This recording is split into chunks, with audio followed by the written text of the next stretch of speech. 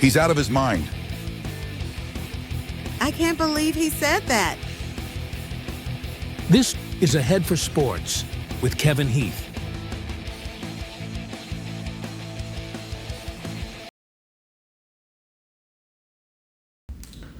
Hello, welcome again to another episode of Ahead for Sports by Kevin Heath. And this is your host, Kevin Heath. I'm glad that you're back watching this. We're going to change the format up a little bit. I'm going to try to condense it a little bit, try to make it a little bit little less convoluted. It's a little stretched out. And then hopefully maybe I can flesh it out in other ways to make it a little bit more, make the content a little bit better. But, I'm just trying to learn how to do this at the same time while I'm trying to put out better, more quality content for you guys to enjoy. So on that note, I want to say thank you for those that took the time to like and subscribe my channel, to comment, to share. It really does mean a lot to me, and I hope that people will continue to come to my channel and do that, because it does mean a lot to me, and I hope that we continue to grow together, because it does mean the world to me. It does. So I just want to say thank you for that from the bottom of my heart, that people are still coming and checking it out. So thank you for doing that. So we're going to go ahead and jump right in. I got a couple of tidbits to go into. So the first thing we're going to do, we're going to start off with the foul of the day.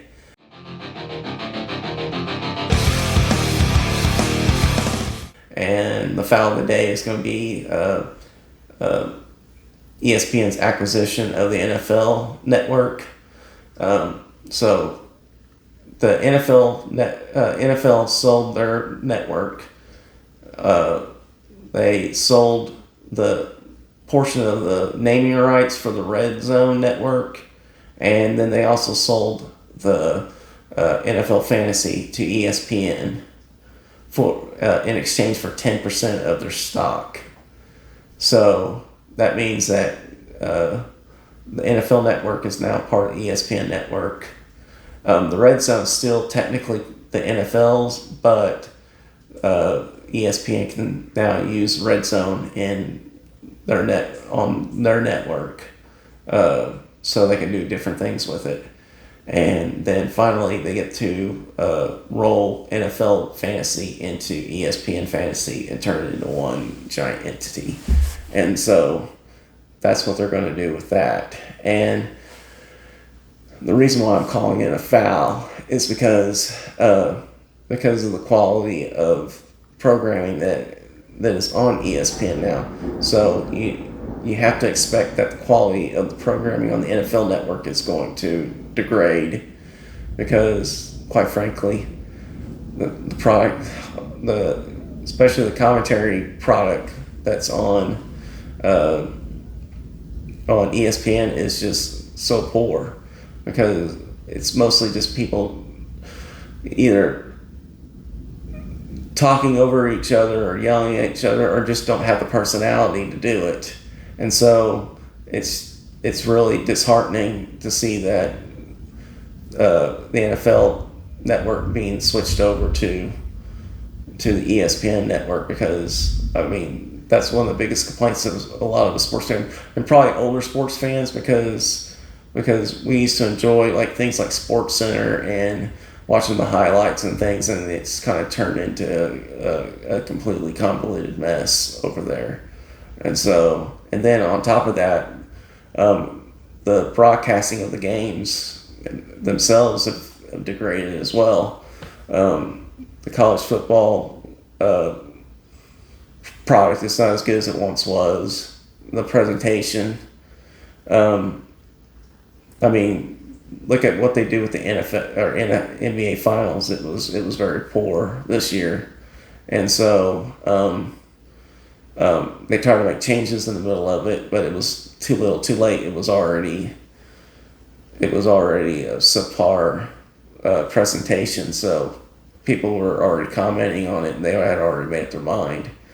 So, and then the NFL side, until they had acquired Joe Buck and Troy Aikman to take over the Monday night broadcasts, the NFL's Monday night broadcast was struggling. It just could not find a broadcast team to really bring out these marquee games that they were having on TV, and it's just not a very good product, and so I just don't think that this is going to be a good thing for us fans, because the NFL is going to turn this into, or I should say ESPN is going to turn this into the NFL network into just another version of ESPN, and it's not going to be a great product. So now we're going to move on to the word of the day.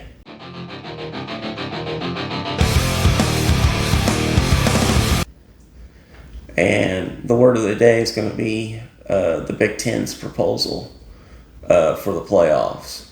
They're wanting to expand up to 16 games, and they're wanting to do this, what they call a 4-4-2-2-1 proposal, which would give the power conferences the Big Ten 4, the SEC 4, the Big 12 2, and the ACC 2, and then the highest ranking group of 6 would get a bid. And then there'd be 3 at-large bids for to round out the remaining 16 teams. The problem with that is that I should say Tony Petitti, who is the commissioner of the Big Ten, is wanting to do this play-in with these four slots. So what he wants to do is he wants to take the top 2 teams in the conference championship and automatically put them in the playoffs. So regardless, whatever the outcome of that championship game, both of them are getting in the playoffs. Then he wants to have 2 other games, which is essentially a play-in game, between the 3 and 6 team and the 4 and 5 team, and they would play for a slot to get into the playoff. So trying to make it more uniform, make it more like a professional setting, but at the same time, it would make it anti-competitive, because what if there isn't 4 playoff-worthy teams in the Big Ten that year? Or what if the number 6 team knocked off the number 3 team, and then you have a 7 and 5 team going into the playoffs, when you have a 10 and 2 Big 12 team, ACC team, or a group of 6 team that's more deserving, that should have gone into that slot. And it didn't happen because the Big Ten has those 4 automatic slots.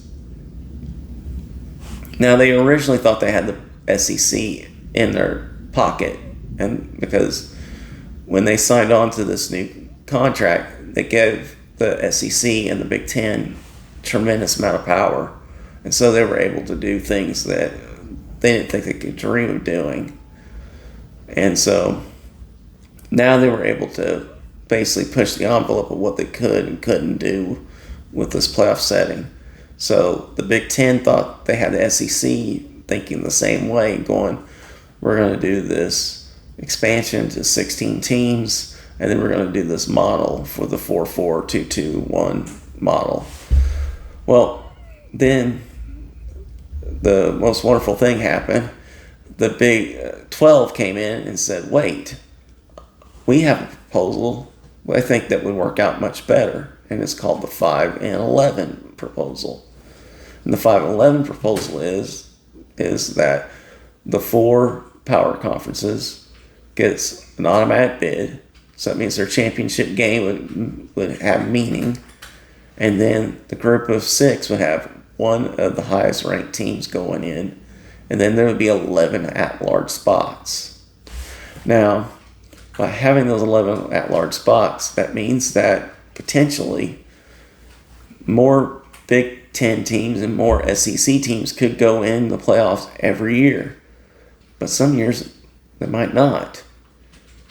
And that's a good thing, because that means that the best teams are getting in, and not just based off of, well, our 4 teams are going to go in regardless, or our 2 teams are going to go in regardless. Because maybe the Big 12's not going to have 2 playoff-worthy teams that year. They may only have 1.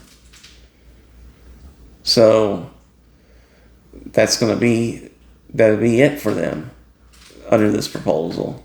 It's more competitive, it's more fair, and it's better off for the entire college football landscape. Now, the problem with it that the Big Ten's having is scheduling. They're wanting the SEC and the ACC to expand out to 9 conference games, but the SEC is saying, well, we already have the toughest conference in the country. Why do we need to expand out to 9 games? Now, they may eventually do that, but that's more about money than it is about trying to make it tougher for them, because they already have a tough enough schedule. Currently, right now, 16 of the 20 toughest schedules are out of the SEC right now in the preseason. So, I believe last year, I think when the season was over, I think 14 out of the 20 were SEC teams. You know, a lot of people make comments about them scheduling FCC teams or not scheduling enough tough teams, but because their conference is so tough, they don't necessarily have to schedule those games. Do I necessarily agree with that? Not really. I think they should schedule tougher games, mostly just for the fans' sake. I mean, none of us really want to go to a game where we're watching Hole-in-Wall State get pounded by Alabama or Oklahoma or Texas. They want to see a competitive game between a quality opponent. And instead they're getting, Western Carolina from the FCS to play these games against them and getting blown out 70-3 and taking their paycheck and walking off with it, being happy that their athletic department was being paid handsomely to take this beating. So, but it's not a quality product. Now, personally, I'd like this to expand out to a 24-game playoff like they do at FCS. And then you do a 10 and 14 model. You do all 10 conferences. They all get a playoff spot. And then you have 14 at-large bids. That means that everyone gets to participate. Everyone gets a chance, even though realistically maybe a half dozen teams have a realistic chance of competing for a national title every year, but it gives the image of fairness, and it would be a quality product put out. It'd be a lot better than some of these bowl games that we see on TV. And then to help with the scheduling, the entire all 10 conferences need to sit down and create rules. And the rules that I would like to set up would be this. First, all conferences with 10 plus teams have to play 9 conference games minimum. They can play more, but they can't play less than 9. Then the next one would be is that all Power 4 conferences have to play at least one other Power 4 conference every year in the non-conference. That way, again, they're not playing a subpar opponent. They're playing a quality opponent, either home, away, or in a neutral site. It's a better quality product. Fans are going to like it better. It's going to be better overall. It's going to have more meaning because especially if you're fighting for playoff spots. Now, the one thing that I would like to see also is the removal of FCS teams being scheduled on FBS schedules. FCS should not be playing FBS teams, period. They shouldn't be. So it's not that they're inferior product. When they're playing against each other, they play very good football. But when they're playing, most of the time when they play against an FBS team, they lose 90% of the time or more. Or, it might even be 95%. I'll have to go look it up. But it's not a great winning percentage. And so it's just not good. It's not good. It's not good football. It's not good entertainment for the fans. And then I think the final thing was, the other thing I wanted to put out was that instead of these Power 4 conferences scheduling these group of 6 teams to just a one-off game to play them at home, and they get to collect a nice little check so they can take a beating at home. Instead of doing that, schedule home and homes. Instead of paying them a check, agree to go to their stadium and play them on the road. Give them the opportunity to have an Alabama go play at a Boise State or go play at a Central Michigan. Because that would be number one, it would give a better quality product because you're playing FBS teams versus FBS teams. But at the same time, the Alabamas and the Texases, the Oklahomas, the Michigans, they would play road games at these group of 6 schools, and that would have a lot more meaning not only to college football fans, but also the fans of those smaller schools. So it would have a lot more meaning, and it would just be a better quality product overall. Because nobody wants to see a 73 beating from Western Carolina or Holy Cross or some other school that happens to trek their way across from the FCS to the FBS. It's just not a good product. So we need to get better. We need to put out a better product. So now to roll it back to the Big Ten's proposal, it's just anti-competitive. It doesn't work. It just doesn't work. If it did work, all the other conferences would be jumping on board, but it doesn't. They don't want it. And they're still trying to ramrod it through. And it's not going to happen. So either it's going to stay at 12 teams, which I'm perfectly fine with at too. If that's what they want to do, if that's what happens, and we end up staying at 12 teams, that's fine with me too. Not going to hurt my feelings. Because last year's playoffs was amazing. It was good. So if they kept that going, that's fine with me. It's not going to bother me the least bit. What I have a problem with is the Big Ten saying, well, we don't want to be at the mercy of a committee.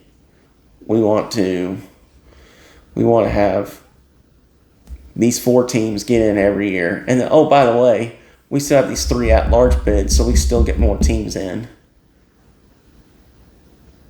Does that sound fair? It doesn't. Because, like I said, those teams, there might not be 4 Big Ten teams that deserve a playoff spot. And they certainly don't deserve it if they're 7-5 and just happen to win a playoff game or a play-in game on championship weekend. It just doesn't work. Anyway, that's the end of my episode. I hope you guys enjoy it, and I hope you guys have a great evening when you watch this. So, God bless. Talk to you later. Bye.